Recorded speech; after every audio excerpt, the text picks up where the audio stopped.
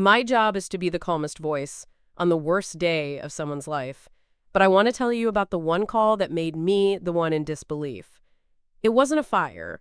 It wasn't a robbery. It was a fast food conspiracy. You've seen the shows, right? The 911 dispatcher is always this super tense hero in a high-tech billion-dollar hub, guiding the SWAT team, telling the cop, "He's on your left." Yeah, it's not like that. My world, my entire world, for 8, 10, sometimes 12 hours, is a dark room. They keep it dark on purpose, so the monitors glow brighter. That's all there is. 2 glowing screens, a keyboard, and a headset that feels like it's permanently fused to the side of my head. I have an indent in my hair when I go home. My main screen is the CAD, the computer-aided dispatch.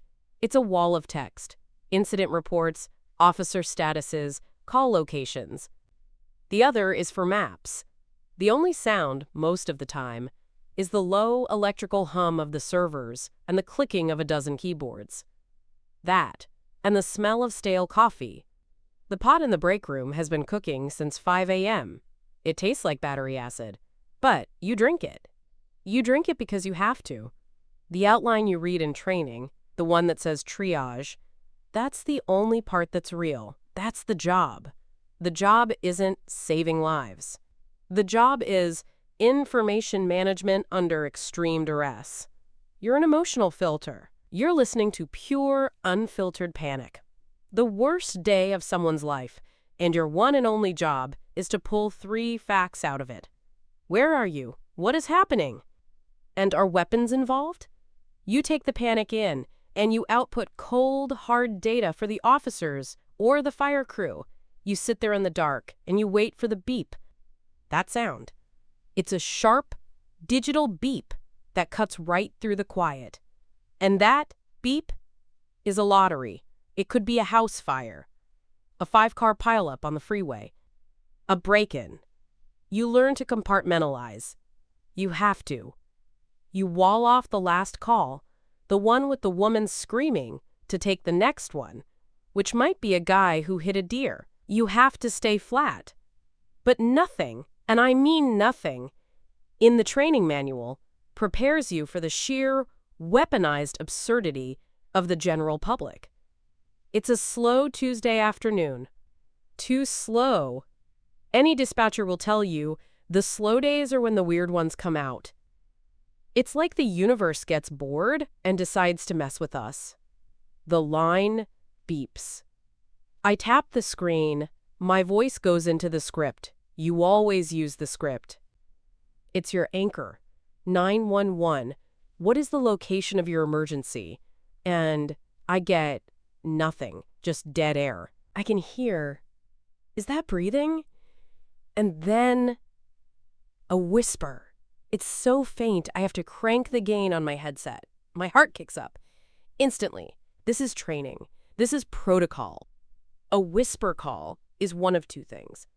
A domestic violence call where the attacker is in the room, or a hostage situation.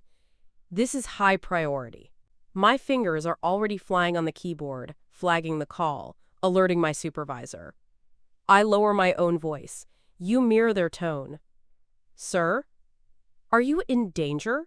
Can you speak freely? A long, agonizing pause. I can hear shuffling. He's moving. He whispers again. I'm at the Taco Bell. Stop. What? Taco Bell. Okay. My brain is trying to compute this. A robbery? An active shooter at a Taco Bell? That's a possibility. I have to treat it as real, so I keep going.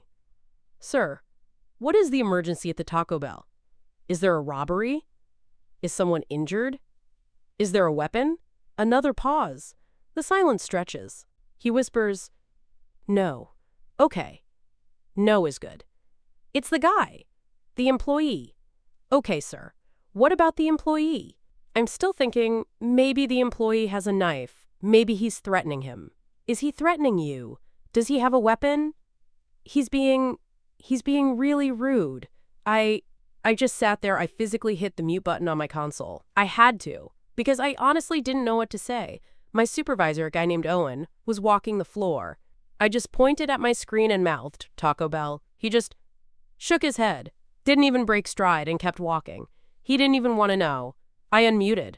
I take a breath. You have to stay professional. This is the job. Sir, I said, trying to keep my dispatcher voice level. He won't give you your soda? Sir, I need you to understand. That is not a 911 emergency. That is a customer service issue. And this is when he drops the bomb. This is the part that makes it a classic. He sounds genuinely, truly terrified. The whisper gets more intense. No, you don't understand, he whispers. I think he's withholding it on purpose. I'm sorry. What? On purpose? As opposed to accidentally forgetting his drink? The malice. That's what makes it an emergency for him. He goes on. He keeps looking at me. I ordered it. I paid for it. It's on the receipt. And he won't give it to me. He's just staring at me. I think he's doing it on purpose. A full-blown conspiracy, a targeted, malicious operation, orchestrated by a 17-year-old in a visor to deny this one man his neon blue sugar water. I have to try one more time. Sir, did he threaten you? Did he say he was going to harm you? He's being rude, he whisper yells. Sir, rudeness is not a crime. I cannot send an officer because someone is rude to you. And then he says it. So you're not going to help me? I want you to send a patrol car down here. He wanted officers with guns and badges to roll code, lights and sirens to the Taco Bell to liberate his 32-ounce soft drink from the clutches of this rude employee. He was 100% serious. This wasn't a prank call. This wasn't a joke.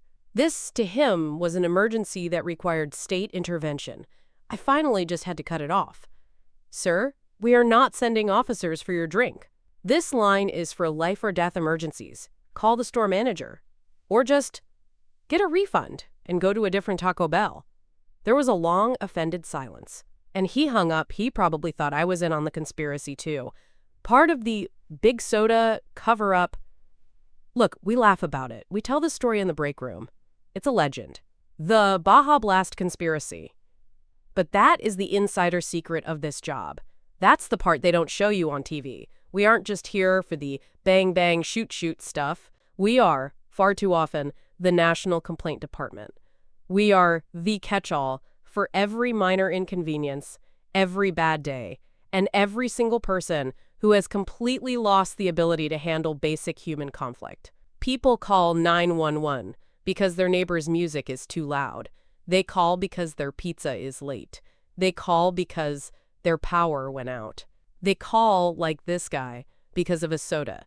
So I'm telling you this. This is the only piece of insider advice that really matters.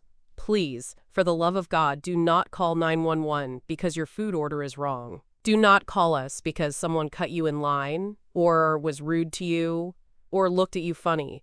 Because here's the thing. While I was on the line for 3 minutes with Baja Blast trying to explain that I am not the fast food police, my screen was lighting up. Another call was holding. That call, the one that had to wait, could have been the heart attack. It could have been the car wreck. It could have been the house fire. When you tie up my emergency line to complain about a taco, you are actively, physically stopping someone else, someone who is choking or bleeding or watching their house burn down, from getting through. Your soda is not an emergency. So, to all the fast food workers, retail staff, and fellow dispatchers, what's the emergency call that broke your brain?